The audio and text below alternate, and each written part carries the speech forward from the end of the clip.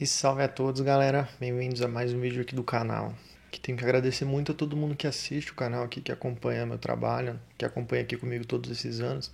São desde 2015, né? São 5, 6 anos agora que eu lancei meu primeiro vídeo. Tiveram algumas centenas de visualizações, algumas pessoas tiveram curiosidade de assistir. Eu falava de diversos assuntos e hoje o canal está chegando à marca de 200 mil visualizações. Eu fico realmente muito satisfeito. Acredito que todo mundo fica admirado também numa marca dessa. Nunca imaginei que fosse chegar nisso, muito menos com canais de tutorial. Eu fui descobrindo que o tutorial é uma coisa muito interessante de se fazer. Eu gosto de assistir tutoriais e eu gosto de ensinar as pessoas também, então acho que isso ajudou um pouco na questão da criação de conteúdo e por isso eu tenho vindo tão bem nesses últimos meses. Mas o assunto de hoje não é tutorial, como vocês podem ter visto no título do vídeo. A questão é como eu fazia nos canais no antigo do canal, é a questão da política, né, da estudo da sociedade. Quando eu comecei o canal, eu estava na Universidade Federal de Viçosa, cursando economia, e fiz alguns vídeos sobre Estado e política, sobre Enem, sobre algumas questões políticas da época, inclusive os debates daquela época, como impeachment e antes disso até. E hoje eu tive vontade de voltar nesse tema com uma ideia que eu tinha pensado algum tempo atrás, sobre como o conhecimento da academia é importante para a indústria e por que esses dois cenários não dialogam entre. Além disso, a gente pode debater também as barreiras na integração desse conhecimento que a academia produz para a indústria, que é a indústria, os setores produtivos que criam as coisas, né, que a gente consome, os computadores, as mesas e tudo que a gente vê o dia inteiro em volta da gente, que alguém pôs a mão para construir e que a gente usufrui. Como é o conhecimento que é desenvolvido na academia, no Brasil não chega a atingir essa indústria. E eu vou dar também alguns exemplos de como essa integração já funciona em outros países em coisas que a gente conhece hoje, como que a academia e a indústria sempre foram amigas. Vou fazer um breve histórico de produção capitalista, como a gente conhece hoje, que começou a primeira revolução industrial com as máquinas de tear, que possibilitaram a criação de produtos em massa. E até o Charles Chaplin, nessa época, criticava, naqueles filmes mudos dele, a mecanização no trabalho, a substituição do homem por máquinas, mas que isso apontou a produtividade humana milhares de vezes do que se podia fazer e como que isso deixou as pessoas mais saudáveis, viverem mais e terem condições de vidas melhores ao longo do tempo. Como a ciência continuou progredindo com a indústria e a barreira que existe no Brasil hoje ideológica entre a indústria e a academia. Esse é o tema principal desse vídeo hoje, então espero que vocês gostem do vídeo de coração, espero que faça sentido para vocês. A gente está sempre aberto ao diálogo, todas as opiniões são construtivas, são bem-vindas. Se você sentir vontade de opinar, de comentar, não tenha vergonha, não ache que alguém vai te julgar. Aqui no canal a gente procura, dentro do possível, respeitar a liberdade de expressão das pessoas e não incentivar que as pessoas sejam atacadas em comentários. Isso eu não vejo muito na internet, onde eu tô, não gosto que isso aconteça e eu critico quem faz isso. Quem critica a ignorância alheia. Se é que a gente pode chamar de ignorância, né? Às vezes é só uma dúvida que a pessoa tem e a outra acha que sabe, e aí é rude. Bom, agora voltando na academia, em 2015, quando eu estava na academia, nessa época que eu comecei a gravar os vídeos até o final de 2016, quando eu abandonei a faculdade de economia, eu tinha contato com um lado muito teórico da economia. Nos próximos anos mais avançados, eu tinha a plena certeza que aquilo não era uma coisa que eu conseguia entender porque eu não tinha vivência de mundo para aquilo. Ao mesmo tempo, começou a surgir a época dos coaches, Érico Rocha e outros coaches nessa época, Leandro Carnal depois, que são pessoas que palestram, mas que também têm formação acadêmica, mas aquelas frases de efeito, todas aquelas coisas americanas que a gente vê em filme, começamos a consumir no Brasil também nessa época. E eu vi um distanciamento entre o que a indústria queria e o que a academia propunha. E sempre se dizia que na universidade pública a carreira era acadêmica, que você deveria fazer um mestrado, um doutorado e virar professor. E a minoria dos professores, inclusive os mais talentosos, eles tinham também um passo na indústria junto com a docência em sala de aula. E tantos outros somente faziam pesquisas e faziam aquele sistema político que dava certo para eles se sobreviverem, mas não integravam o que eles estudavam com a indústria. Em sala de aula a gente estudava livros de pensadores, Celso Furtado, brasileiros ou não, mas de décadas atrás, inclusive antes do euro, até a gente chegava a estudar pensamentos neoliberais. Depois a gente estudou todos, nenhum era o certo, mas sim tinha uma questão política também. Naquela época era um pouco fraca, mas que dava sustentação a todo esse discurso neoliberal que tem hoje e ao discurso comunista também, que a gente tanto hoje da esquerda por aí. A gente estudou todos esses aspectos, mas era um estudo datado, né? E era sempre um estudo de livros de outros estudiosos. E a gente sentia, assim, uma falta de matérias relacionadas à indústria, estágios obrigatórios, e a presença da indústria dentro da universidade não existia. Então, na faculdade de economia que eu me formei, não, né, que eu estudei, alguns colegas meus foram para a indústria e aí receberam uma outra lavagem cerebral de mindset, de budget, de deadline, outras teorias, outras ciências, outras formas de agir, pensar e se comportar, com coach, com recursos humanos, é outra coisa que a gente não via na faculdade. Quem fosse para essa área era quem queria dinheiro. Outras pessoas, uma grande parte, foi a questão acadêmica do mestrado para escrever livros e para continuar nesses estudos de livros e acadêmicos. Algumas pessoas iam para os movimentos estudantis, qual eu me incluo, que eram passeatas e debates acadêmicos sobre a melhoria do campus e dos esportes também, que eu participei muito nessa época. Então, dessa forma, o acadêmico ele escrevia um livro para ser lido por outros acadêmicos. Mas para que serve um livro? Um livro é cheio de conhecimento, né? Mas tem um interesse que ele seja aplicado. Longe da questão capitalista ou marxista, uma das primeiras leis na economia que a gente aprende é que é bom a sociedade ser produtiva, porque quanto maior a produtividade por indivíduo, mais a sociedade vive bem. E é uma lei assim que acompanha, não sei se a correlação é precisa, mas acompanha. As sociedades mais produtivas têm a melhor qualidade de vida. Porque por mais que, vamos supor, você é um caminhoneiro comunista, né? Tem ideias comunistas, mas dirige um caminhão ali. Você quer que seu rádio funcione, né? Você quer que se o caminhão quebrar, o socorro chegue rápido. Como que isso é possível? O GPS, o conhecimento de GPS, é uma onda de rádio que vem de 4 satélites e o seu aparelho vai triangular para te mostrar a sua posição num mapa. Aí alguém pode falar, mas foi o exército. Mas o exército desenvolveu isso como forma de pesquisa financiada pelo governo. E assim como a academia tem a pesquisa financiada pelo governo. Depois se tornou uma forma de que as empresas criassem apps e iFood e outras coisas que acabaram ajudando a qualidade de vida das pessoas. Então a indústria ela naturalmente é integrada na sociedade, bem como a academia naturalmente é integrada à sociedade. E por que eles não se conversam? Por que as pessoas da indústria acham que a academia é um bando de vagabundo e a academia acha que o pessoal da indústria é um bando de cabeça de vento? Por quê? Da onde que veio isso? A gente não vê nos Estados Unidos, agora os neoliberais adoram se inspirar nos Estados Unidos.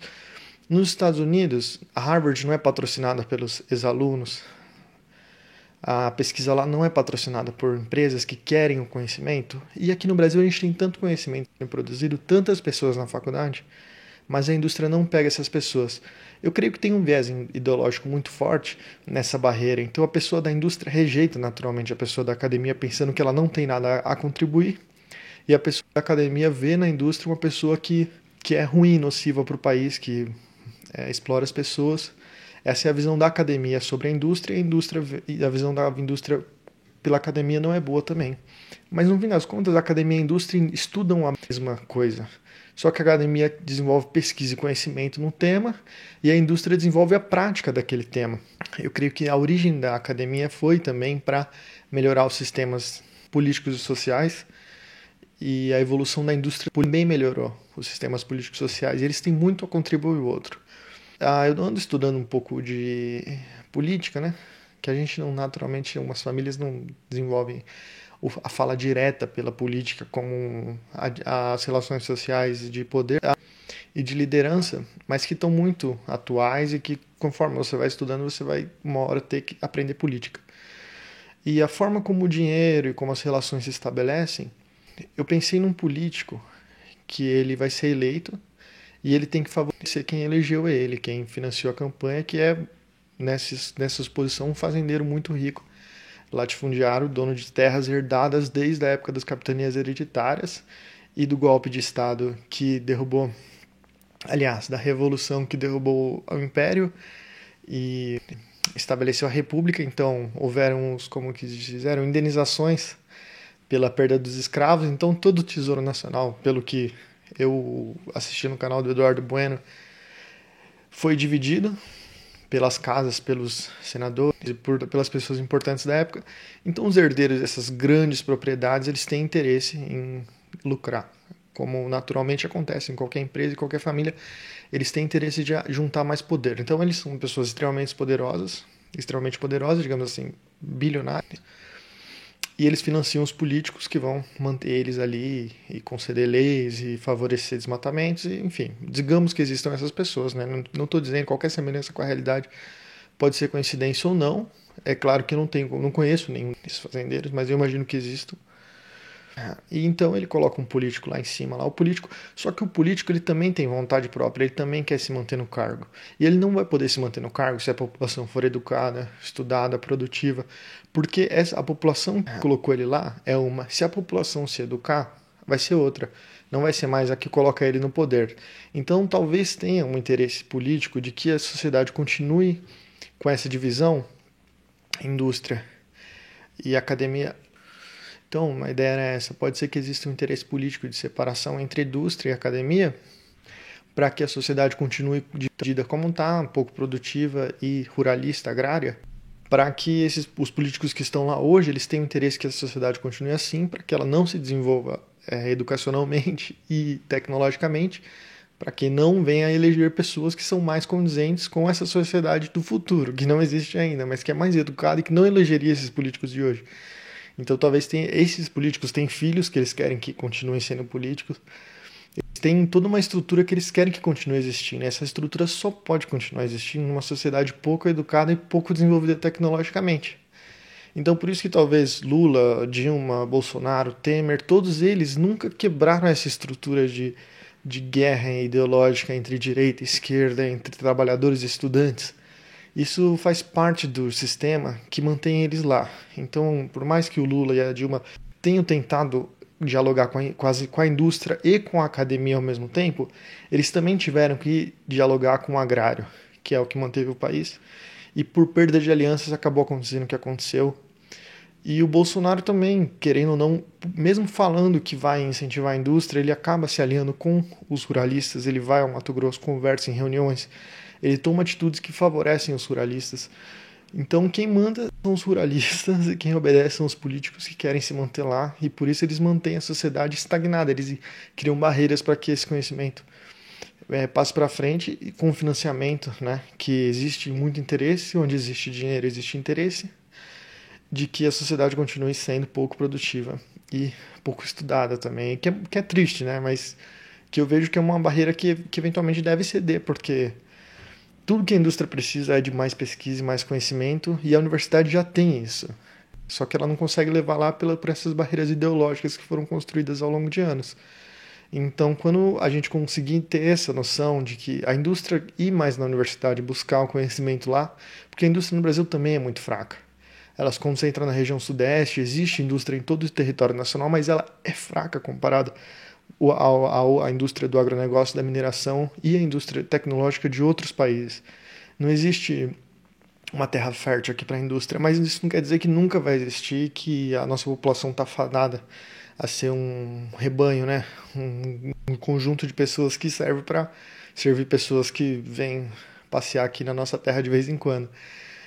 Eu acho que naturalmente a sociedade tende a desenvolver. Eu gostaria que fosse mais rápido, né? Talvez com crises, com eventos, aconteça de ser. A nossa sociedade, a próxima Coreia do Sul, o próximo Japão, os tigres asiáticos, né? Que eram sociedades muito pobres, né? E desiguais.